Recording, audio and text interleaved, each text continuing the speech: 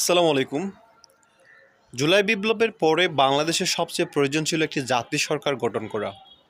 জাতীয় সরকার বলতে এখানে প্রত্যেকটা রাজনৈতিক দল যারা স্টেক হোল্ডার আছে তাদের কাছ থেকে সমন্বিতভাবে একটা সরকার গঠন করা এবং এই সরকার বাংলাদেশের ১৭ বছর যেই দুর্নীতি হয়েছে, যেই ক্ষতিগ্রস্ত হয়েছে, প্রত্যেকটা সেক্টর যেই নষ্ট করে ফেলেছে, এই সেক্টরগুলোকে পুনরুদ্ধার করা, পুনরায় সংস্কার করা। কিন্তু দুর্ভাগ্যের বিষয় বাংলাদেশের মানুষেরা, বাংলাদেশের রাজনৈতিক দলগুলো সেই সরকার চায়নি। কেন চায়নি? কারণ জাতীয় সরকার হলে জাতীয় সরকারের স্থায়িত্বটা বেশি হবে। আর জাতীয় সরকারের স্থায়িত্বটা বেশি হওয়া মানে হচ্ছে একটা নির্দিষ্ট রাজনৈতিক দলের ক্ষমতার দাপট দেখাতে পারবে না। এবং এটার জন্য কারা বিরোধিতা করেছে ইতিমধ্যে আপনারা জানেন। তার মানে দেশ ও জাতির উন্নয়নের জন্য, মঙ্গলের জন্য এই দেশে যা হওয়ার তা কখনো হচ্ছে না, হয়নি।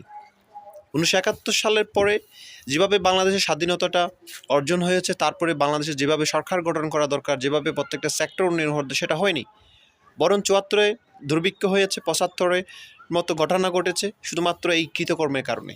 ঠিক একইভাবে ২৪শে জুলাই, ৩৬শে জুলাই ২০২৪-এ বাংলাদেশের ছাত্র জনতা যেই উদ্বুত্থান সংগঠন করেছে, বিপ্লব সংগঠন করেছে, এই বিপ্লবের পরে বাংলাদেশ সরকারের বাংলাদেশের যে গৌণগত পরিবর্তন হওয়া দরকার তা কিচ্ছু হয়নি।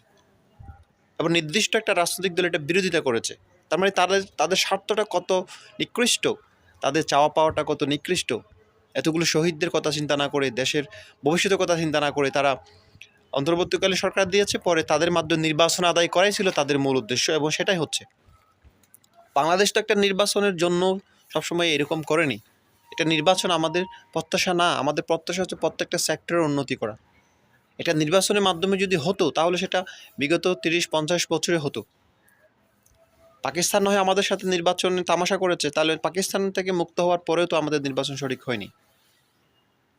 তো কাজেই নির্বাচন নয়, বাংলাদেশে এই মুহূর্তে একটা সংস্কার দরকার এবং এই সংস্কার কীভাবে করা যায়, এখনো সময় আছে। জাতীয় সরকার বলেন, উপদেষ্টাগুলো ছাঁটাই করে নতুন উপদেষ্টা বলেন, এখনও করা যাবে।